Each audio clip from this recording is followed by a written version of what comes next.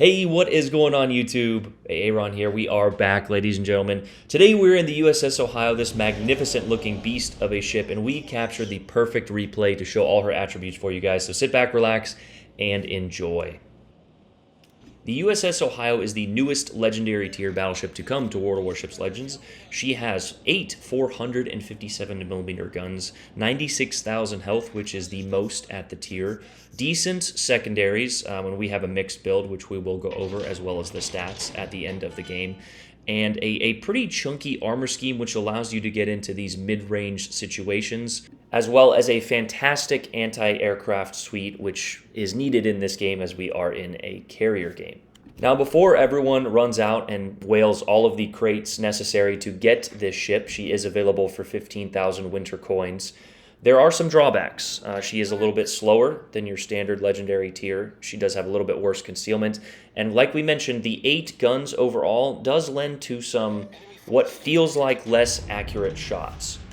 But that is why we did that video on the Georgia earlier in the week, mentioning that 6 or even 8 guns certainly feels a lot less accurate than the 12 or 16, comparatively to certain other legendary tier battleships. But here we took an early salvo, and I'm just kind of feeling out the match. As you can see, we have 2 teammates leaving their spawn immediately. If you are new to Legends, please do not leave your spawn. I know sometimes it is difficult to play that certain position and you want a better one on the map, but take care of the enemies on your flank first and then develop that position. So as a result of our team kind of leaving this position, we're going to go ahead and try and hold the weak side, but we know that we can't push in too aggressively. Sometimes the secondaries and the package of the ship will lend you to pushing in, and sometimes it is, warranted, but you don't want to overcommit, especially because we don't know how many ships are on this flank. But we can see that Worcester is slowly creeping up here. We can kind of see he is reversing and, to try and get a position behind those rocks. And he is a dangerous HE spammer, so we want to get rid of him as soon as possible. We throw out a perfectly aimed shot, and good night. Thanks for playing. There is kill number 1. So a good bit of accuracy combined with those 457mm guns and some nice plunging fire, and that Worcester is no more. So a good lesson for our battleship mains. If you see an HE spammer, shoot at it, right? Those who complain about or go to the forums and just say that the HE spam is too much, there's a simple solution: shoot at them. But here we actually notice that there are a few other spammers on this flank. Those ships combined with the carrier, we didn't really want to push into this situation alone. You can see that the 2 other ships that were on our side have abandoned us, so we're just going to go ahead and turn around and put our ship in that coveted defensive position. We do actually get a little bit surprised, however, as you can see the HE spam beginning to start by this Schlieffen. So a little bit of a, potential caught with your pants down, but because of the armor of the Ohio, we are relatively safe. Now at this range, I have Citadel'd another Ohio, but I don't think the Schlieffen has enough pen in her guns to really do that. In the meantime, though, we actually did get a beautiful salvo off on the upper belt and the, the deck and the superstructure of the Schlieffen, and ticked her for about 12 or 13k. So decent performance out of these guns. A few of you saw on stream this morning that, it's hit or miss, right? You either get a good salvo or a bad salvo, which is pretty much the life of a battleship main. And again, the 8 overall guns, there was kind of one of those quote-unquote bad salvos. The 8 overall guns is definitely going to make it feel like she is not the most accurate, but she does have 2.0 Sigma and Warspite dispersion, so moderately accurate on top of our commander, which is Miss AL New Jersey, with Hipper and Haruna as inspiration. So a mix of an accuracy / secondary commander. I think it's truly the best of both worlds. Now that being said, Sims is going to be a great commander, as well as Willis Lee with Porcupine and your secondaries. I just want a mix of accuracy because we know how strong these guns can be, as well as added secondary bonus. I think it truly makes the ship kind of the best of both worlds, right? If you take away everything from the guns, then yes, you can get the secondaries, but you are always using your main guns. You are not always using your secondaries.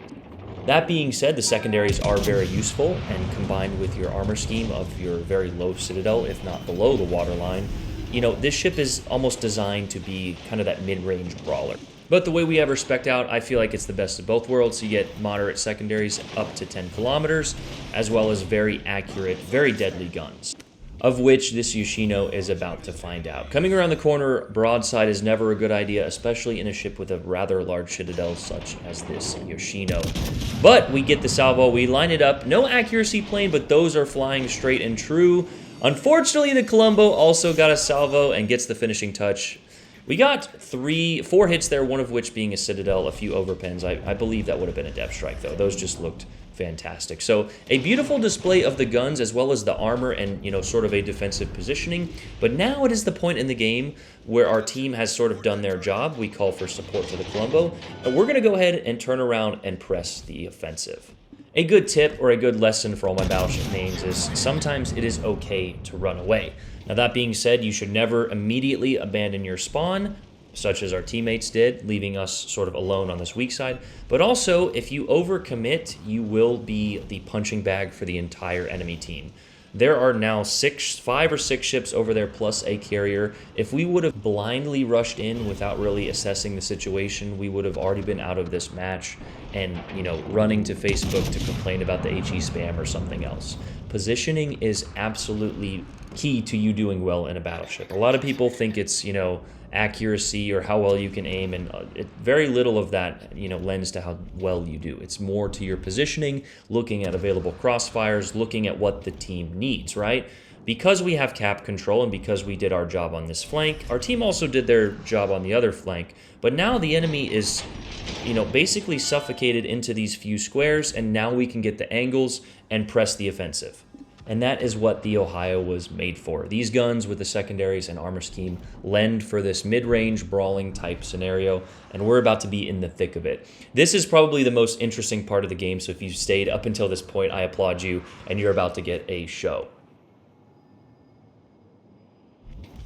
The Schlieffen is rounding the corner, and that is when the midway becomes detected. We go ahead and pop our accuracy plane, hoping that the Schlieffen would come out broadside. He does, but he's starting to turn in. We're guessing that he launched his torps on the Colombo. A huge shout out to that Colombo. Well, not for, initially abandoning his flank, but for returning and, supporting the team that way. We get a beautiful set of penetrations on that Schlieffen. We go ahead and priority target the Schlieffen while looking at the midway. This is the perfect scenario for the Ohio. We've got the secondaries going off on him. We're lining up the shot on the midway. We actually did lose the accuracy plane, but it doesn't matter. The midway looks like he's stopping. We aim it just ahead of him. We get the close quarters expert on the Schlieffen as we have the shells in the air on the midway. The midway actually disappears, but wait for it. 1, 2, 3. Oh, good night. Thanks for playing. Dev strike, double strike, and we get the high caliber all in one salvo.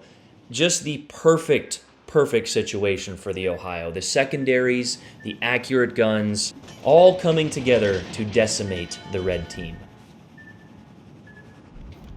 And don't worry, we're not finished yet. The only thing that really didn't make this quite the perfect game is we were not really focused by the carrier. And for good reason. This ship has 100 AA rating, and I'm sure a few carrier mains will have the displeasure of trying to attack this thing and deplane themselves. Well, with the exception of the Harkiryu. But there are 2 ships left, and you will notice we have 3 kills. That's right, we're going to go for the Kraken here. This Seattle did show some intelligence, utilizing that island cover and not coming out to our 457mm guns, which can easily overmatch him. But this Alaska, on the other hand, he wanted all the smoke. Well, some of it. You can see, at this point, I was like, wait, he's going to beach and the Stalingrad's going to ram. I'm not going to get the Kraken. Oh, well, it was still a good game regardless. That Stalingrad, who spawned all the way on our flank out here on the right, is now YOLO rushing in Alaska. I truly thought he wanted to ram, but it actually looks like he went for the drive-by or just missed, but I was trying to aim for the antenna. If you guys did not know, you can sometimes, even though you can see the island symbol on the aimed shot there, you can sometimes shoot over that and hit, pretty high and hit the antenna for a few overpens. But it looks like the Alaska was moving forward, so we went ahead and held this shot. If there ever was a kill steal type moment, this is sort of it. We're kind of waiting just until he has, the right amount of health. We can see a salvo on the way. We get a beautiful shot of his upper belt, and a few of those overpens do connect for the 4th kill of this epic Ohio voyage. At this point, I was a little bit frantic. You could see the Stalingrad is pressing the Seattle from the front. We're trying to get an angle on him from behind. We also have a carrier who will have free access to him. The Seattle takes one final hit as we just get the angle over the island. He's still backing up, and we get it. Good night. Thanks for playing. Confederate, high caliber, close quarters expert, dev strike, double strike, Kraken, and first blood. More medals than a North Korean general. So a beautiful, beautiful display of the Ohio. 183,254 damage with a 31-13 5-kill game there. Just an epic display. This is a truly awesome ship. She is available for winter coins. Don't go out of your way to get her. We did have some mediocre games as well. I've got a few others that we will show you, and of course, she will be on stream tonight. But let's go ahead and take a look at our modules. We went ahead and went with the secondary mod in slot 1, mainly because you do not get access to the aiming systems mod due to the plotting room mod in the 4th slot. But definitely want to choose that secondary mod for the secondaries. Of course, propulsion for all my Chad battleship players, and then concealment mod to get you that little extra, anti-dispersion and concealment. We went with the plotting room legendary mod, of course, for the added reload and damage bonus. You could make the argument for secondary mod. It's one of those, it's however you want to build it in the moment. But let's go ahead and take a look at her stats. The 96,300 health you saw in the game is the most of any battleship in the game.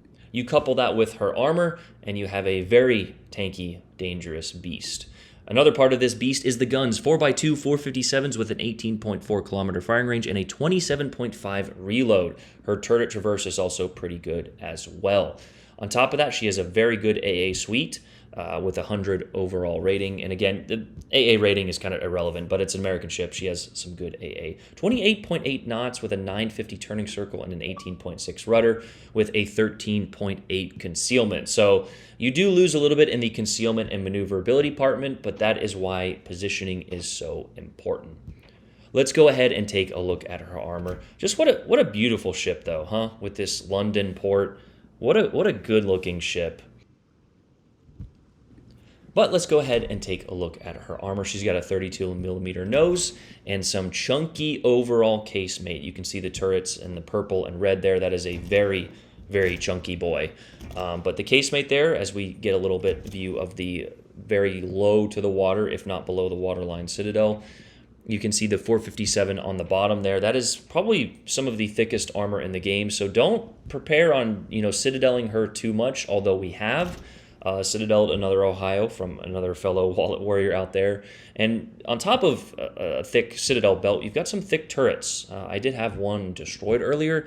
So just keep that in mind when you're shooting at her. She probably won't get citadel unless you can get that plunging fire. You can kind of see the blue upper belt or deck of the citadel, and she has a 38mm top deck there. So if you can get that plunging fire, you can probably citadel her from medium to long range, but that is why we talked about trying to play this ship at mid to close range. Not necessarily close range because you don't have the best maneuverability, but like that mid-range, 13, 14 kilometers, you maybe push into 10. There's a destroyer that you can activate your secondaries on. One ship pushes in, just like the situation we had in that game. But there is the ship. There's a little bit better view of the citadel there with that kind of, 6 to 19mm deck. And there is the USS Ohio. Big guns, secondary reach, and ironclad. She was basically a Montana-class hull with the 18-inch guns, as the little description reads down there. A pure paper ship, but one we would have, of course, liked to see in real life. How cool are those battleships, man? And of course, it's obviously from the best state. Where are my fellow Ohioans at? But let's go ahead and take a look at the commander. Like we talked about, we are running AL New Jersey with her base trait of main battery shells that travel over 10 kilometers, deal extra damage. Flammable cannoneer, crisscross, of course. Now, pay attention to flammable cannoneer. You get that added 13% fire chance, and that is why AL New Jersey is so good, because in her third slot, you get access to Firefighter. Firefighter reduces your overall fire chance, so basically you get the added accuracy and range of flammable cannoneer for free. And of course, her fourth slot, don't you just love it, of the deal more damage with Citadel strikes and the main battery dispersion, as well as Firefighter. And of course, our inspirations, like we talked about, our friends Von Hipper and Haruna, which give us a 10 overall, a 10 kilometer range for our secondaries. So you are missing Porcupine as well as the legendary or the reload, the secondary reload mod. as well as enhanced targeting, or the properly meticulous in one of the fourth slots there.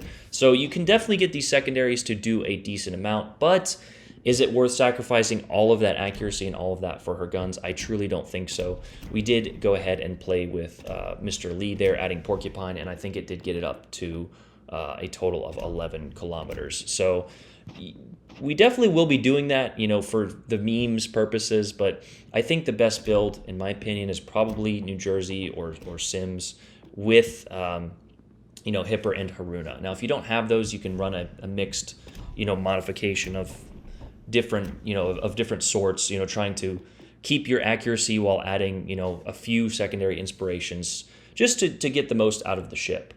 This is one of the few ships I do believe that allows you to run both, whereas opposed to the German battlecruisers, you really want to spec most into the secondaries and survival and nothing into accuracy really. But that being said, build how you want it. She is available in the store for 15,000 winter coins. We will try and do a video on that. From my understanding, you can get her mostly for free or for about $20. You will need the Admiralty backing, of course, to get the campaign. And then I think you will need to purchase one bundle of crates. I'm not entirely sure on that.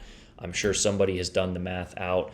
But guys, don't be one of those people. It's like, well, they should give this to me for free. No, don't be like that. I think it's fairly priced for a pretty decent overall ship. But that is the video, guys. I hope you guys enjoyed it as we get this beautiful cinematic view of her. Aaron out. Peace.